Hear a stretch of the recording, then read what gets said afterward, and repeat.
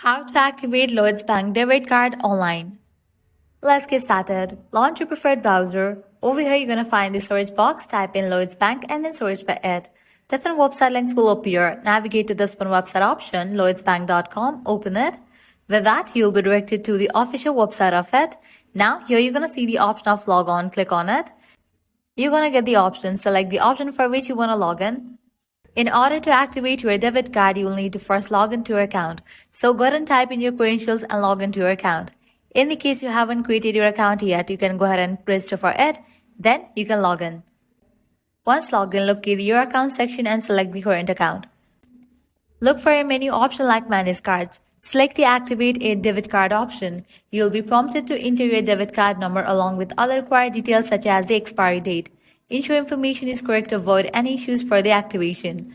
Review the details entered and confirm the activation. You might receive a one-time verification code on a registered mobile number or email to complete the process. If it's a new account, you may be prompted to set up a new PIN. For a replacement card, your existing PIN is typically still valid.